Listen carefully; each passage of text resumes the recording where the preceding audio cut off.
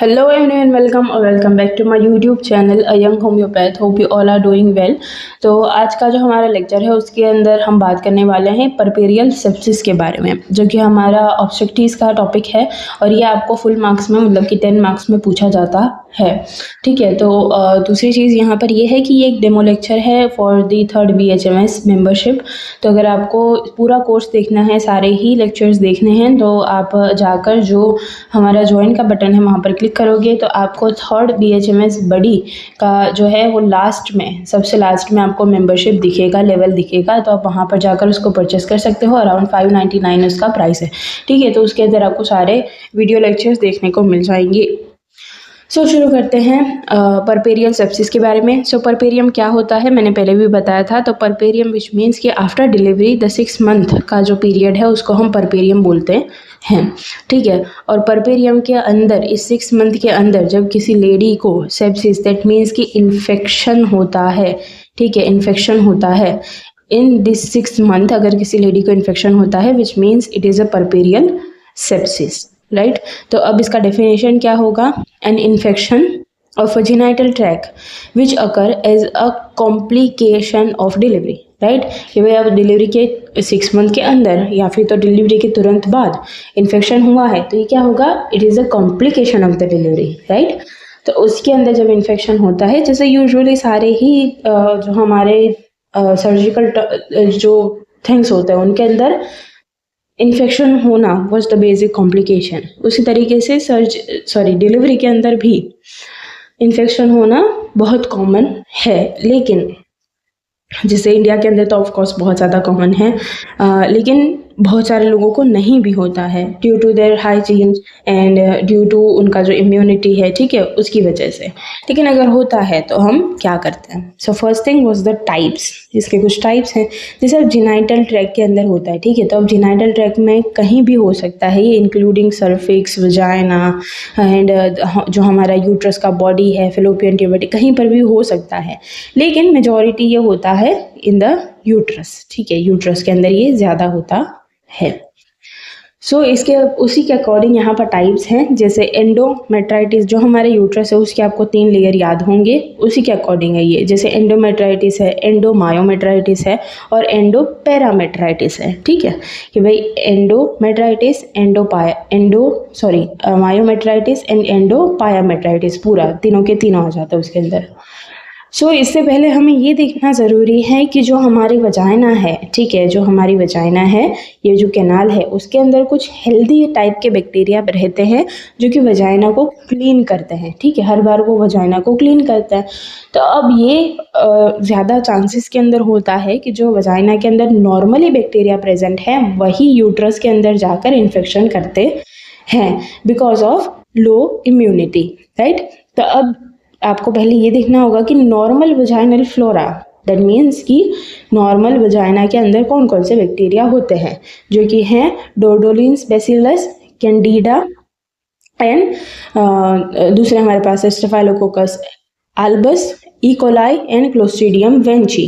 ठीक है, तो इसके अंदर से भी अगर हम जैसे इटियोलॉजी में भी देखेंगे, लेकिन इसके अंदर मेजॉरिटी स्टेफाइलोकोकस अल्बस, कैंडिडा और जो हमारा क्लोस्ट्रीडियम वेंचाई है वो मेजॉरिटी केसेस के अंदर देखा जाता है।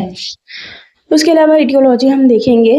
First thing was the predisposing factor, मतलब कि पहले ही ऐसे कुछ चीज़ें हैं जो कि फेवर करती हैं बैक्टीरिया को ग्रो करने के लिए। ठीक है, जैसे पहली चीज़ है कि हमारा छोटा सा इतना कैनाल है, उसके अंदर से अगर इतना बड़ा बेबी निकला है, जैसे नॉर्मल डिलीवरी की मैं बात कर रही हूँ कि इतना बड़ा बेबी निकला है, तो उसकी वजह से जो हमारा सर्विक्स है, वजाइना है, उसके अंदर की स्किन जो है उसको, उसके अंदर जैसे एब्रेशंस वगैरह आ जाते हैं। ठीक है, तो अब वो पहले से ही वहाँ पर इंजर्ड वे के अंदर हमारी जो है वहाँ की स्किन हो जाती है, म्यूकस मेम्ब्रेन हो जाती है, तो वहाँ से ये जो बैक्टीरिया है वो इजीली हमारी ब्लड स्ट्रीम के अंदर चले जा सकते हैं।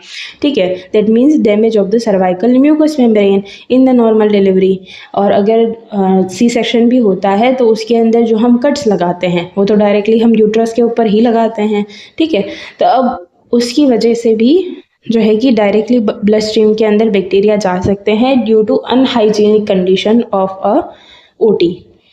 दूसरी है क्लीवेज डेसिडुआ, ठीक है, कि जो हमारा प्लेसेंटा है, जो हमारे कुछ दूसरे जैसे डिलीवरी के बाद भी हमारा लोकिया होता है, पूरा क्लिनजिंग होता है यूट्रस का, तो वो अगर ठीक से नहीं हुआ है, ठीक है, डेसिडुआ जो है मतलब जो अंदर बची हुई चीज़ें हैं वो ठीक से क्लीन नहीं हुई हैं, तो उसकी वजह से भी ये हो सकता है, बिकॉज कि जो एक्स्ट्रा की चीज़ें अंदर पड़ी हुई है वो हमारी बॉडी की अपनी तो है नहीं, ठीक है, और ऊपर से वहाँ पर वो जो सारी चीज़ें होती हैं वो सारी ब्लड से घिरी हुई होती हैं, ठीक है, और ब्लड तो हमारा बेस्ट मीडियम है फॉर दी बैक्टीरिया का ग्रोथ, ठीक है, तो उसकी वजह से ये होता है। दूसरी चीज़ है formation of a open wound, right, जैसे नॉर्मल जो हमारा नॉर्मल डिलीवरी होती है उसके अंदर भी हमें कुछ कट लगाने पड़ते हैं इन दी वजाइना, जिसकी वजह से बेबी जो है वो इजीली बाहर आ सके, ठीक है, तो उसकी वजह से भी ये हो सकता है कि अगर वो ओपन रह जाते हैं तो ब्लड क्लॉट्स बनेंगे एंड ग्रोथ ऑफ बैक्टीरिया होगा। दूसरा है एंटीपार्टम रिस्क, दैट मीन्स वही कि हमारा जो प्रेगनेंसी का पीरियड है, ठीक है, विच मीन्स एंटीपार्टम, प्रेगनेंसी के पहले का time, that means sorry delivery के पहले का टाइम, ठीक है, तो उस पूरे पीरियड के अंदर अगर किसी मदर को अच्छे से न्यूट्रिशन नहीं मिला, राइट, अगर उसे जो है कि ठीक से उसका इम्यूनिटी नहीं बना, तो उसकी वजह से भी इन्फेक्शन होने के चांसेस रहते हैं, जैसे माल न्यूट्रिशन है और एनीमिया है, ठीक है। दूसरी चीज़ है रिपीटेड वजाइनल एग्जामिनेशन की वजह से भी होता है, बिकॉज कि उस पीरियड के अंदर क्या है कि हमारा जो वजाइनल फ्लोरा है, जो हमारे वजाइनल एसिडिक नेचर है, इवन दो ईस्ट्रोजन है वो भी इतना ज़्यादा नहीं होता है, जिसकी वजह से वजाइना अच्छे से क्लीन नहीं हो पाती है। और रिपीटेड अगर एग्जामिनेशन होती है और उस एग्जामिनेशन के अंदर भी जो हमारे सारे इंस्ट्रूमेंट्स यूज़ हुए हैं अगर वो ठीक नहीं है, तो उसकी वजह से भी ये इन्फेक्शन हो सकता है। प्रीमेच्योर रप्चर ऑफ मेम्ब्रेन है, ठीक है, कि भाई डिलीवरी होने वाली है और जो मेम्ब्रेन है हमारे सेक की वो बिल्कुल टूट गई, ठीक है, तो उसकी वजह से भी ये हो सकता है। इम्यूनो कॉम्प्रोमाइज स्टेट है, डायबिटीज़ है, ठीक है, तो ऐसी कंडीशन में ये हो सकता है। दूसरा है intrapartum, that means during the जो हमारा प्रेगनेंसी का पूरा पीरियड है या फिर तो during the delivery. So repeated vaginal examination आएगा यहाँ पर। Dehydration and ketoacidosis, ketoacidosis again हमारा फेवर करता है डायबिटीज़ को। ट्रॉमा है वुल्वा के अंदर, वजाइना के अंदर, ठीक है, APH है, उसके अलावा PPH है, ठीक है, तो ये भी पूरी कंडीशंस हैं हमारी प्लेसेंटा की। एब्रेप्टियो प्लेसेंटा है, ठीक है, उसके अंदर हेमरेज होता है। दूसरा परपेरियल प्लेसेंटा है, ठीक है, उसके अंदर भी हेमरेज होता है। Retained bits of placenta and obstructed labour है, सी सेक्शन है, ठीक है, तो इन सारी चीज़ों की वजह से भी इन्फेक्शन हो सकता है। कॉजेटिव ऑर्गेनिज्म अब कौन से हैं, तो उनको मैंने 3 पार्ट के अंदर डिवाइड किया है, एरोबिक, एनारोबिक एंड अदर्स। तो जो एरोबिक है उसके अंदर ग्रुप A बीटा हीमोलाइटिक हैं, लाइक TSS है और नेक्रोटाइजी हमारे बैक्टीरियाज हैं। और ग्रुप B बीटा हीमोलाइटिक के अंदर ऑप्थेल्मिया, रेस्पिरेटरी मेनिंजाइटिस हो सकता है। उसके अलावा एनारोबिक वाले जो बैक्टीरियाज हैं लाइक स्टेफाइलोकोकस है,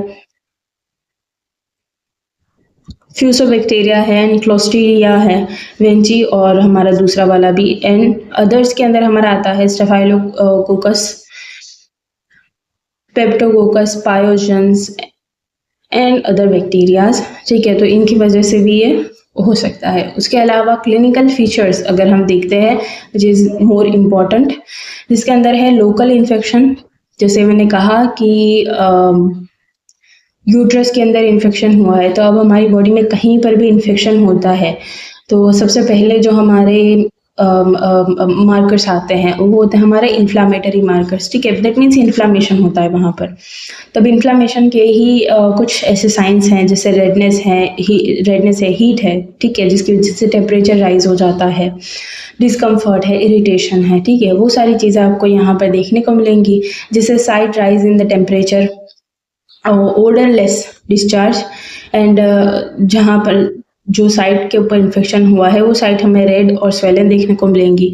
एक्यूट केसेस के अंदर हाई टेम्परेचर चला जाता है, बहुत ज़्यादा फीवर होता है, चिल्स हो सकता है, राइगर्स हो सकता है, दूसरा हमारे पास है यूटराइन फाइंडिंग्स के अंदर हमें क्या मिलेगा, तो माइल्ड केसेस के अंदर टेम्परेचर राइज हो सकता है, पल्स इंक्रीज हो सकती है, लोकिया जो है वो हमारा मतलब डिलीवरी के बाद जो डिस्चार्ज होता है लोकिया ऑफेंसिव होता है, कोपियस होता है, यूटराइन सब इन्वॉल्यूशन हो सकता है, यूट्रस इन्वॉल्व हो सकता है, एंड टेंडरनेस, और जो हमारा यूट्रस है वो सॉफ्ट फील होगा, जबकि उसे सॉफ्ट फील नहीं होना चाहिए। ठीक है, दूसरी चीज़ है सीवियर केसेस के अंदर, तो भाई टेम्परेचर और भी ज़्यादा राइज हो सकता है, यूट्रस जो है उसको जब आप एग्जामिनेशन के लिए भी हाथ लगाओगे तो वो टेंडर होगा, पेन होगा वहाँ पर, चिल राइगर हो सकता है, पल्स जो है वो बहुत ज़्यादा रैपिडली, टैकीकार्डिया यहाँ पर हो सकता है, ब्रेथलेसनेस है, मास हमें फेल्ट हो सकता है in the uterus, coughing and abdominal pain,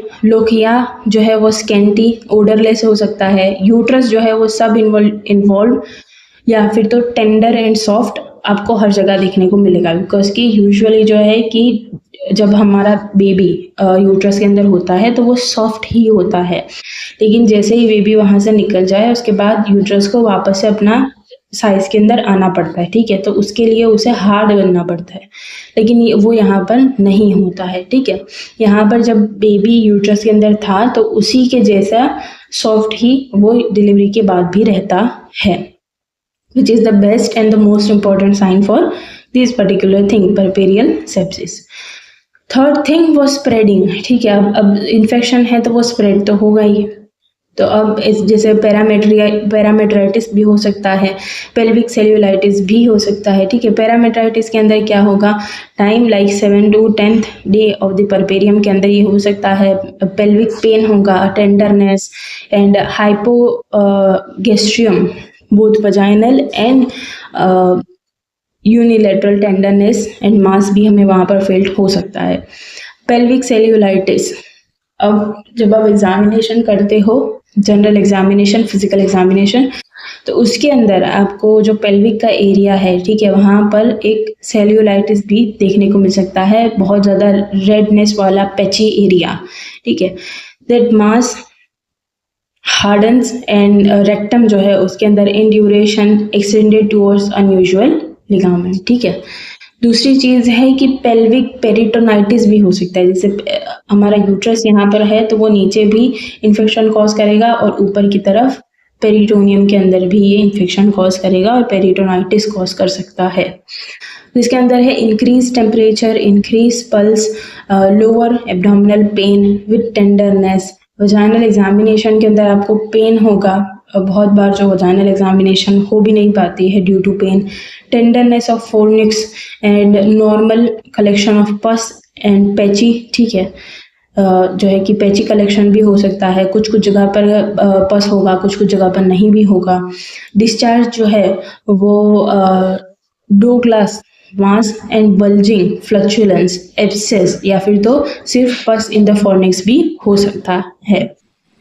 then उसके बाद है हमारे पास जनरल पेरिटोनाइटिस, कि सिर्फ और सिर्फ पेरिटोनाइटिस ही होगा। ठीक है, तो इसके अंदर सारे आपको एब्डोमेन के रिलेटेड सिम्टम्स मिलेंगे, जैसे फीवर है, रैपिड पल्स है, वो तो हर जगह मिलेगा, vomiting, abdominal pain and patient looks ill, dehydrated, abdominal tenderness, distension देखने को मिलेगा। ठीक है, बिकॉज पेरिटोनाइटिस हुआ है। Then third thing which is thrombophlebitis. ठीक है, जैसे हमारा थ्रोम्बोफ्लेबाइटिस कहते किसको हैं, तो जो हमारी वेन्स हैं, जो आर्टरीज हैं, ठीक है, उनके अंदर बल्जिंग इस तरीके से बनी हुई हो सकती है, which means thrombophlebitis. So pelvic thrombophlebitis देखने को मिल सकता है, इंक्रीज टेम्परेचर और स्विंगिंग लॉन्ग पीरियड हो सकता है with chill and rigor. Septicaemia, in general पूरी बॉडी के अंदर जब इन्फेक्शन फैल जाता है तो उसको हम सेप्टिसीमिया बोलते हैं। सो इसके अंदर अगेन हाई टेम्परेचर, राइगर है, रैपिड पल्स है, ब्लड कल्चर जो है वो हमारा इस कंडीशन के अंदर पॉजिटिव आएगा, बिकॉज कि ये ब्लड के अंदर फैल चुका है, बैक्टीरिया जो है वो ब्लड के अंदर फैल चुका है।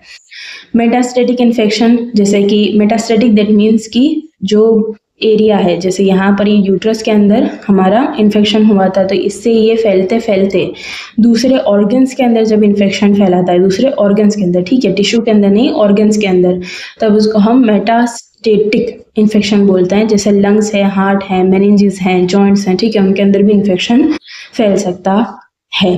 ठीक है, तो ये था हमारा टॉपिक परपेरियल सेप्सिस। इसके अंदर हमने जो है कि अभी क्लिनिकल फीचर तक ही रखते हैं, उसके बाद आगे जो इसका डायग्नोसिस वगैरह है वो अच्छा खासा इम्पोर्टेंस है, उसका ट्रीटमेंट है, कॉम्प्लिकेशन है, लास्टली मैंने थेरापेटिक्स भी ऐड किए हुए हैं, तो वो चीज़ हम सेकेंड पार्ट के अंदर देखेंगे।